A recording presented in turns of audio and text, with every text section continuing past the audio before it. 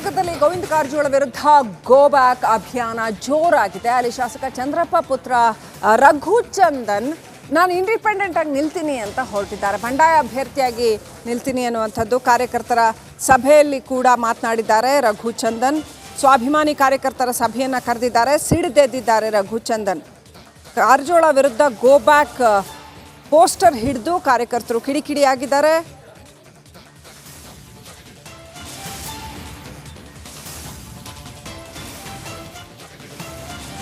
April 3ನೇ ತಾರೀಕು ಬಂಡಾಯ ಅಭ್ಯರ್ಥಿಯಾಗಿ ನಾಮಪತ್ರ ಸಲ್ಲಿಕೆ ಮಾಡ್ತೀನಿ ಅಂತ ಹೇಳಿದ್ದಾರೆ.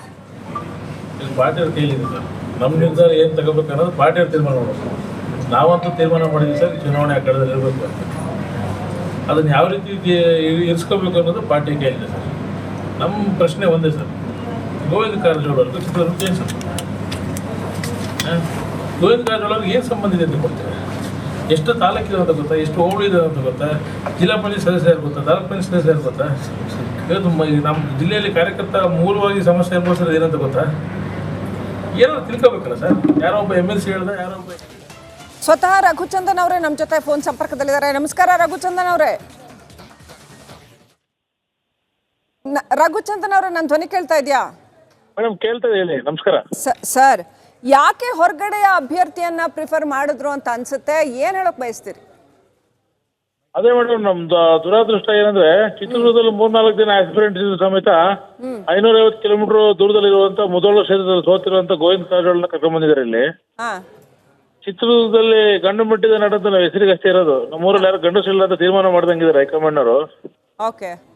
ಯಾಕೆ ಈ ಮಾತು ಹೇಳ್ತಾ ಇದೀನಿ ಬಹಳ ನೋವಿಂದ ಮೇಡಮ್. ಇವತ್ತು 6 ವಿಧಾನಸಭಾ ಕ್ಷೇತ್ರದಲ್ಲಿ 5 ವಿಧಾನಸಭಾ ಕ್ಷೇತ್ರ ನಾವು ಸೋತಿದ್ದೀವಿ. ಒಂದೇ ಒಂದು ಹೊಳಲ್ಕೆರೆ ಗೆದ್ದಿರೋದು ನಮ್ಮ ತಂದೆಯವರು. ಇವತ್ತು ಚಳ್ಳಕೆರೆ ಮೊಳಕಾಲ್ಮೂರು ಭಾಗದಲ್ಲೆಲ್ಲ ಕಾರ್ಯಕರ್ತ ಬಾವುಟ ಹಿಡಿದ್ರೆ ಅವನೇನೋ ಗಲಾಟೆ ಮಾಡ್ಕೊಂಡ್ರೆ ಬಿಡಿಸೋ ಅಂತ ಪರಿಸ್ಥಿತಿಯಲ್ಲಿ ನಮ್ಮ ನಾಯಕರಿಲ್ಲ. ಇವತ್ತು ನಮ್ಗೆ ಬೇಕಾಗಿರೋದು ಕಾರ್ಯಕರ್ತರಿಗೆ ಬೇಕಾಗಿರೋದು MP ಮೇಡಮ್. ಅವ್ರಿಗೆ ಪದವಿಗೋಸ್ಕರ MP ಬೇಕಾಗಿರೋದು ಯಾರು ಅವಶ್ಯಕತೆ ಇಲ್ಲ ಜಿಲ್ಲೆಗೆ.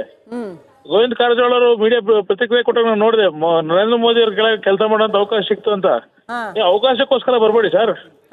ಚಿತ್ರದುರ್ಗ ಕೆಲಸ ಮಾಡೋಂತ ಬೇಕಾಗಿರೋದು ಇಲ್ಲಿ. ಚಿತ್ರದುರ್ಗದಲ್ಲಿ ಕಾರ್ಯಕರ್ತ ಬಾವುಟ ಹಿಡಿತಿದ್ದೇನೆ ಇವತ್ತು. ಅವನಿಗೆ ಸೆಕ್ಯೂರಿಟಿ ಕೊಡುವಂತ ನಾಯಕ ಬೇಕಾಗಿರೋದು. ನೀವು ಯಡಿಯೂರಪ್ಪನವ್ರ ಹತ್ರ ಹೋಗಿದ್ರಲ್ಲ, ಏನ್ ಹೇಳಿದ್ರು ಅವಾಗ BSY ನಿಮ್ಗೆ?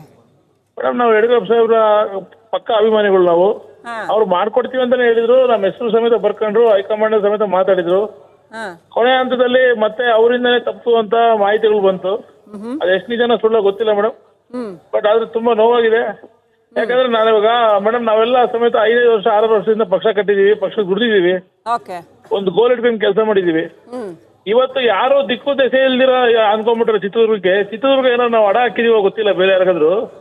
ಗೋವಿಂದ ಕಾರಜೋಳ ಬಿಟ್ರೆ ಬೇರೆ ಯಾರು ಸಿಕ್ಕಿದಿಲ್ಲ ಮೇಡಮ್. 74 ವರ್ಷದ ಗೋವಿಂದ ಕಾರಜೋಳ ಸಾಹೇಬ್ರು ಇವಾಗ ಅವ್ರು ಯಾರೋ ಹೇಳ್ತಾ ಇದ್ರು, ಅವ್ರಿಗೆ ಹೆಲ್ತ್ ಸರಿ ಇಲ್ಲ, ದಿವಸ 4-5 ಬಾರಿ ಇನ್ಸುಲಿನ್ ತಗೋತಾರೆ, ಮಾತ್ರೆ ಇಲ್ದೆ ನಡೆಯಕ್ಕಾಗೋದಿಲ್ಲ ಅಂತ. ಅಂತವ್ರು ಬಂದು ಚಿತ್ರದುರ್ಗ ಮಾಡ್ತಾರೆ ಮೇಡಮ್. ಚಿತ್ರದುರ್ಗ ಡೈವರ್ಸಿಟಿ ಎಷ್ಟಿದೆ ಗೊತ್ತಾ ಮೇಡಮ್ ಅವ್ರಿಗೆ? ಡಯಾಮೀಟರ್ ಏನಿದೆ ಗೊತ್ತಾ ಚಿತ್ರದುರ್ಗದ್ದು? ಒಂದ್ ಕಡೆ ಬಳ್ಳಾರಿ ಬಾರ್ಡ್ರು, ಒಂದ್ ಕಡೆ ತುಮಕೂರು ಬಾರ್ಡ್ರು, ಒಂದ್ ಕಡೆ ಚಿಕ್ಕಮಗಳೂರು ಬಾರ್ಡ್ರು ಮೇಡಮ್. ಇನ್ನು 20 ದಿನ ಇಲ್ಲ ಚುನಾವಣೆಗೆ. ಅವರು ಒಂದು ದಿವಸ ಇವತ್ತು ಬರ್ತಿದ್ದಾರೆ ಚಿತ್ರದುರ್ಗ ಅವರು. 20 ದಿನದಲ್ಲಿ ಒಂದು ಪ್ರತಿ ಬೂತ್ಗೆ ಹೋಗಾಗುತ್ತೆ 2,500 ಬೂತಿಗೆ. ಈಗ ಏನ್ ಮಾಡ್ತೀರಾ ರಘುಚಂದನ್ ಅವರೇ? ನೀವು ಬಂಡಾಯವಾಗಿ ನಾಮಪತ್ರ ಸಲ್ಲಿಸೋದು ಕನ್ಫರ್ಮಾ? ಮೇಡಮ್, ಈಗ 3ನೇ ತಾರೀಕು ಬಂಡಾಯ ನಾಮಪತ್ರ ಸಲ್ಲಿಸ್ಬೇಕಂತ ತೀರ್ಮಾನ ಮಾಡಿದ್ವಿ ಮೇಡಮ್. ಯೋಚನೆಗಳು ನಡೀತಾ ಇದೆ ಅದ್ರ ಬಗ್ಗೆ. ಈ ನಿಟ್ಟಿನಲ್ಲಿ ನಮ್ಮ ಕಾರ್ಯಕರ್ತರ ಸಭೆ ಕೂಡ ಇವತ್ತು ನಾವು ಕರೆದಿದ್ವಿ. ಈ ಕಾರ್ಯಕರ್ತರ ಸಭೆ ಕರೆದಾಗ ದೊಡ್ಡ ಮಟ್ಟದಲ್ಲಿ ಇವತ್ತು ನಮಗೆ ಸುಮಾರು ಒಂದು 7-8 ಸಾವಿರ ಜನ ನಮ್ಮ ಕಾರ್ಯಕರ್ತರು ಸೇರಿದ್ರು. ಜಿಲ್ಲೆ ಪ್ರತಿ ಭಾಗದಿಂದ ಬಂದಿದ್ರು ಲೀಡರ್ಗಳೆಲ್ಲ, ಜಿಲ್ಲಾ ಪಂಚಾಯತ್ ಸದಸ್ಯರು, ತಾಲೂಕ್ ಪಂಚಾಯತ್ ಸದಸ್ಯರೆಲ್ಲ ಬಂದಿದ್ರು. ಅವರೆಲ್ಲರೂ ಒಕ್ಕೊರ್ಲಿಂದ ನಿಮ್ಮಿಂದ ನಾವು ಇರ್ತೀವಿ ಅಂತ ಹೇಳಿದ್ದಾರೆ. ಯಾಕಂದ್ರೆ ಇವತ್ತು ಜಿಲ್ಲೆಗೆಲ್ಲ ಮೇಡಮ್ ಬೇಕಾಗಿರೋದು ನಾಯಕರು, ಕಾರ್ಯಕರ್ತರಿಗೆ ಬೇಕಾಗಿರೋದು. ಈ ಜಿಲ್ಲೆ ನಾಯಕರು ಬೇಕಾಗಿಲ್ಲ, ರಾಜ್ಯ ನಾಯಕರು ಚಿತ್ರದುರ್ಗ ಅವಶ್ಯಕತೆ ಇಲ್ಲ. ಹೋದ್ ಸರಿ ಇನ್ನೊಂದು ಚಿತ್ರದುರ್ಗ ಏನಾಗಿದೆ ಗೊತ್ತಾ ಮೇಡಮ್? ಸೋತಿರೋರಿಗೆ ನಿರಾಶ್ರಿತರ ಕೇಂದ್ರ ಆಗ್ಬಿಟ್ಟಿದೆ. ಆಶ್ರಯ ಇಲ್ದಿರೋರಿಗೆ, ರಾಜಕೀಯವಾಗಿ ಆಶ್ರಯ ಇಲ್ದಿರೋರಿಗೆ ನಿರಾಶ್ರಿತರ ಕೇಂದ್ರ ಆಗಿದೆ. ಹೋದ್ ಸರಿ 250 ಕಿಲೋಮೀಟರ್ ದೂರದಲ್ಲಿರುವಂತ ಆನೇಕಲ್ ನಾರಾಯಣ ಸ್ವಾಮಿ ಅವ್ರನ್ನ ಕರ್ಕೊಂಡ್ಬಂದು ಇಲ್ಲ ಹಾಕಿದ್ರು. ಅವ್ರು ಆನೇಕಲ್ಲಲ್ಲಿ 3 ಸರಿ ಸೋತಿದ್ರು. ಆ ಮನುಷ್ಯ ಚಿಟಿಕೆ ಹೊಡ್ಕೊಂಡು ಟೇಬಲ್ ಕುಟ್ಕೊಂಡು ಮಾತಾಡ್ತಾನೆ, ನಾರಾಯಣ ಸ್ವಾಮಿ ಭ್ರಷ್ಟಾಚಾರಕ್ಕೆ ಒಪ್ಪಲ್ಲ, ನಾರಾಯಣ ಸ್ವಾಮಿ ಅದು ಮಾಡಲ್ಲ ಇದು ಮಾಡಲ್ಲ ಅಂತ. ನಾರಾಯಣ ಸ್ವಾಮಿ ಕರೆಕ್ಟಾಗಿ ಕೆಲಸ ಮಾಡಿದ್ರೆ ನಾರಾಯಣ ಸ್ವಾಮಿ ಟಿಕೆಟ್ ಹಾಕಿ ಮಾಡೋಣ ತಪ್ಪಿತ್ತು. ಈ ಸರಿ ಗೋವಿಂದ ಕಾರಜೋಳ ಕರ್ಕೊಂಡ್ ಬಂದಿದ್ದಾರೆ. ಇವು ಏನ್ ಚಿತ್ರದುರ್ಗ ಅಂದ್ರೆ ಏನು, ಯಾರಿಗಾರ ನಾವೇನು ಬರ್ಕೊಟ್ಟಿದೀವ ಏನು ಅಂತ ನಂಗೆ ಅರ್ಥ ಆಗ್ತಿಲ್ಲ. ಇವಾಗ ಇನ್ನೊಂದೇನಾಗಿದೆ ಮೇಡಮ್, ಬಹಳ ವಿಶೇಷವಾಗಿ ಗೋವಿಂದ ಕಾರಜೋಳ ಅನ್ನೋದು ನಮ್ಮ ಬೂತ್ ಮಟ್ಟದ ಕಾರ್ಯಕರ್ತನ ಸಮೇತ ಗೊತ್ತಿಲ್ಲ. ಓಕೆ. 2600 ಬೂತ್ ಇದೆ. ಇವು 2600 ಬೂತಿಗೆ ಬರೀ ಒಂದು ಲೋಗೋ ಇಟ್ಕೊಂಡು ಒಂದು ಲೋಟಸ್ ಇಟ್ಕೊಂಡು ನಾವು ಮೋದಿ ಹೆಸರು ಹೇಳ್ಕೊಂಡು ಗೆಲ್ತೀವಿ, ಚಿತ್ರದುರ್ಗ ಜನ ಅಮಾಯಕರು ಗೆಲ್ಲಿಸ್ತಾರೆ ಅನ್ನೋ ಭಾವನೆಯಲ್ಲಿ ಬರ್ತಾರಂದ್ರೆ ಇದಕ್ಕಿನ್ನ ದುರದೃಷ್ಟ ಏನಾದ್ರು ಇರುತ್ತೆ ಮೇಡಮ್ ನಮಗೆ? ನಿಮ್ಗೆ ನೀವು ಬಂಡಾಯ ಅಭ್ಯರ್ಥಿಯಾಗಿ ನಿಂತ್ರೆ ನಿಮ್ಗೆ ಗೆಲ್ತೀನಿ ಅಂತ ಕಾನ್ಫಿಡೆನ್ಸ್ ಇದೆಯಾ ರಘುಚಂದನ್ ಅವರೇ? 100% ಗೆಲ್ತೀವಿ ಮೇಡಮ್. ಯಾಕಂದ್ರೆ ಕೇಳಿ, ಕಾಂಗ್ರೆಸ್ನಿಂದ ಸಮೇತ ಮೂಡಿಗೆರೆ ಚಂದ್ರಪ್ಪನವ್ರಿಗೆ ಕೊಟ್ಟಿದ್ದಾರೆ, ಚಿಕ್ಕಮಗಳೂರು ಜಿಲ್ಲೆಯಿಂದ. ಇವರು ಬಾಗಲಕೋಟೆಯಿಂದ ಬಂದರೆ, ಓಕೆ, ನಾವು ಲೋಕಲ್ ಮೇಡಮ್. ನಾವೇ ಗೆಲ್ಲೋದಿಲ್ಲ? ಮೂಡಿಗೆರೆಯವ್ರನ್ನ ಗೆಲ್ಲಿಸ್ತೀವಿ ನಾವು. ನಮ್ಗೆ ಅಷ್ಟಕ್ಕೊಂದು ಆತ್ಮಾಭಿಮಾನ ಇದೆ. ಆನೆಕಲ್ಲರನ್ನ ಗೆಲ್ಲಿಸ್ತೀವಿ. ಮುದೋಳವ್ರು ಬಂದರೆ ಅವ್ರನ್ನ ಗೆಲ್ತೀವಿ ಅಂತ ಅವ್ರಿಗೆ ಅಷ್ಟು ಆತ್ಮವಿಶ್ವಾಸ ಇದ್ದಾಗ ನಾವು ಸ್ಥಳೀಕರು ನಮಗಿರಲ್ವಾ? ಓಕೆ, ಥ್ಯಾಂಕ್ ಯು ರಘುಚಂದನ್ ಅವರೇ ರಿಪಬ್ಲಿಕ್ ಜೊತೆ ಮಾತನಾಡಿದ್ದಕ್ಕೆ.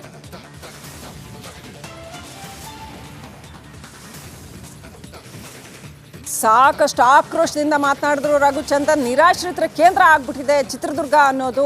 ಯಾಕೆ ಯಾವಾಗಲೂ ಹೊರಗಿನವ್ರಿಗೆ ಟಿಕೆಟ್ ಕೊಡ್ತಾರೆ, ಸ್ಥಳೀಯ ನಾಯಕರಿಲ್ವಾ?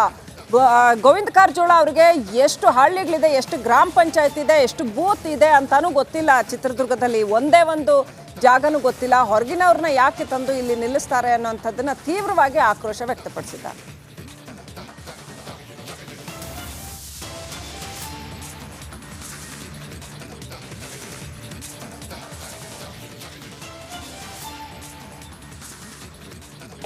ಕೋಲಾರ ಕೈಯಲ್ಲಿ ಕೋಲಾಹಲ ಸೃಷ್ಟಿಯಾಗ್ಬಿಟ್ಟಿದೆ. ಶಾಸಕರ ಅಹವಾಲನ್ನ ಆಲಿಸಿದ್ದಾರೆ ಸಿಎಂ. ಬಟ್ ಎಷ್ಟು ಮಟ್ಟಿಗೆ ಆ ಬಂಡಾಯ ಶಮನ ಆಗಿದೆ? ಸ್ಟೋರಿಯ ಡೀಟೇಲ್ಸ್ ನೋಡೋಣ ಸ್ಮಾಲ್ ಬ್ರೇಕ್ನ ಬಳಿಕ.